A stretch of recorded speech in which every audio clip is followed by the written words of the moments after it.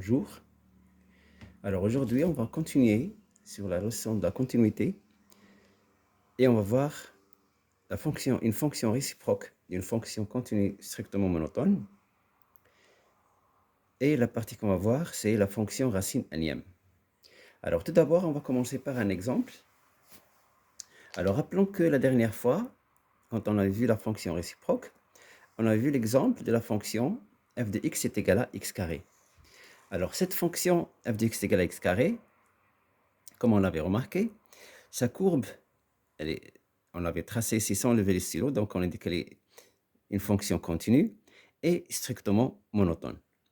Et d'après ce qu'on a vu pour la fonction réciproque, on avait dit que si une fonction est continue sur un intervalle i et qu'elle est strictement monotone, c'est-à-dire croissante ou décroissante strictement, alors cette fonction admet une fonction réciproque qu'on note f-1.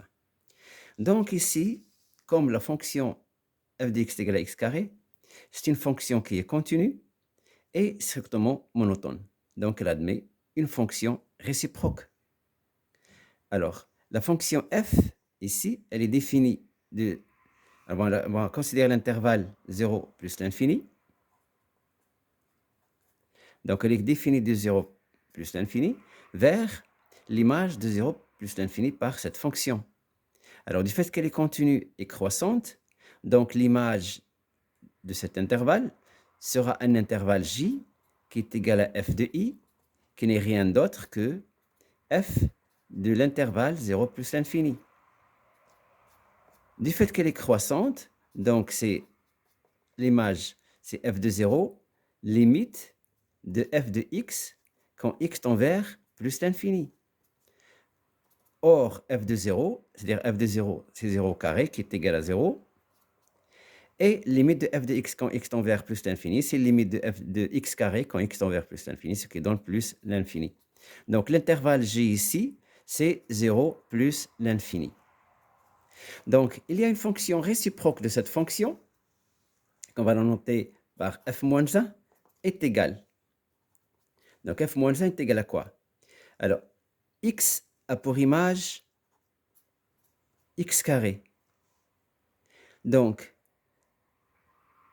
si je pose x au carré est égal à y, alors pour trouver y n'est rien d'autre que la racine de x carré. Pardon, c'est-à-dire que x, donc je vais introduire la racine sur y et la racine sur x carré. Autrement dit, c'est-à-dire que x est égal à la racine carrée de y. X est un nombre positif, donc c'est la racine carrée de y. Donc la fonction f-1 de x est égale à la racine carrée de x. Alors, on prononce racine carrée, mais sans écrire le carré. Alors là, notre carré, normalement, on l'écrit là. Donc, qui dit f-1 de x est égal à racine carrée de x, on peut écrire là, le x. Donc, je vais voir encore un autre exemple. Alors, prenons par exemple la fonction f de x est égale à x au cube. Donc, cette fonction, elle aussi, c'est une fonction qui est continue sur son intervalle de définition qui est R, du fait que c'est un polynôme, qui a un cas particulier, et elle est strictement croissante du fait que f' de x est égal à 3x carré. C'est un nombre qui est positif, donc elle est strictement positive sur R tout entier et en particulier sur R+. Donc cette fonction admet une fonction réciproque. Alors prenons f qui a x associé x au cube. Donc son fonction réciproque f-1, c'est une fonction qui est associée à x la racine carrée, la racine cubique de x au cube. La racine carrée de x, pardon. La racine cubique de x, pardon. Alors, je dis que si g de x est égal à x au cube, alors g moins 1 de x est égal à racine cubique de x. Alors, x dont on parle ici, il est toujours dans l'intervalle 0 plus l'infini. Soit dans ce cas ou dans ce cas. D'une manière générale, si j'ai une fonction h de x est égale à x puissance n, alors cette fonction elle est continue et strictement croissante sur R, et en particulier sur 0 plus l'infini. Hein? Elle admet une fonction réciproque, et sa fonction réciproque h-n de x elle aussi, ça s'écrit racine nème de x, racine nème de x. Donc, on va définir ce que c'est la fonction racine nème de x. La fonction racine nème, c'est la fonction réciproque de la fonction qui a x associé x à la puissance n. Définit bien sûr la fonction f définie sur i est égale à 0 plus l'infini. Donc la fonction racine nème, on la note racine nème de x et on écrit f moins 1 de x est égal à racine nème de x. Alors le x dont on parle ici, il appartient à l'intervalle j qui est l'image de f de i et qui est 0 plus l'infini. Alors, cette fonction-là, la fonction f-1, qui est la racine nème aussi, elle est aussi continue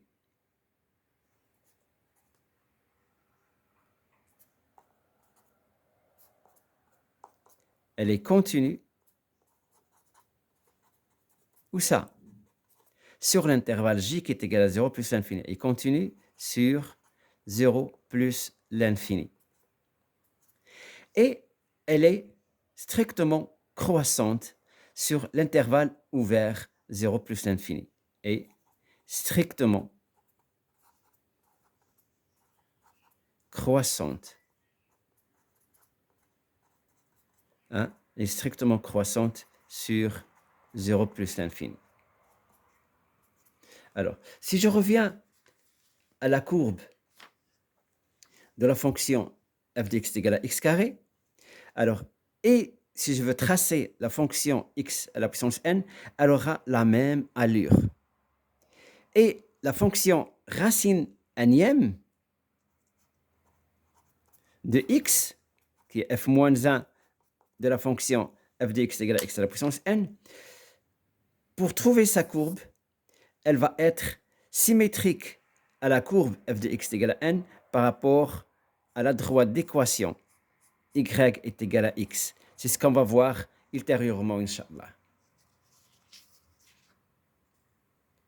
Alors, ce que j'ai dit ici, c'est que si j'ai ça l'allure de la courbe, c'est de f qui est la courbe de f de x, de f tel que f de x est égal à x à la puissance n, la courbe de la fonction réciproque f moins 1 de x est égale à racine nème de x, elle a cette allure-là.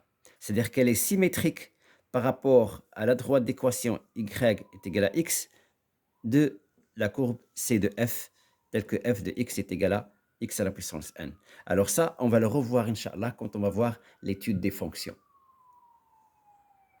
Alors, maintenant, on va voir quelques conséquences à partir de ce qu'on a déjà dit ici. Donc, si j'ai deux nombres a et b sont positifs, sont des nombres réels, si la racine carrée, la racine nème de a est égale à la racine nème de b, automatiquement a est égal à b. Parce que la fonction réciproque f moins 1 de x, c'est une fonction qui est bijective, une application bijective. C'est-à-dire que chaque nombre a sa propre image. Donc, si j'ai racine nème de a est égal à racine nème de b, automatiquement a est égal à b. Autrement dit, si tu as par exemple racine nème de x est égal à racine nème de 5, automatiquement, hein, x est égal à 5. Maintenant, si je vais parler de la deuxième conséquence, c'est que si j'ai racine nème de a supérieur à racine nème de b, automatiquement, a est supérieur à b, du fait que la fonction racine nème, c'est une fonction croissante. Donc, si j'ai ici deux images, hein, donc j'ai ici a, j'ai ici b, là c'est l'image de a, là c'est l'image de b. Du fait que l'image de a est supérieure à l'image de b, ou bien est inférieure à l'image de b, donc automatiquement a est inférieur à b, ou le contraire. Maintenant, une autre écriture, Si j'ai la racine énième de a à la puissance n, donc automatiquement ça, c'est le nombre a. Racine énième de a à la puissance n, c'est a. C'est comme ce qu'on avait vu pour la racine carrée. On a vu que la racine carrée, par exemple, de 2 au carré, c'est 2.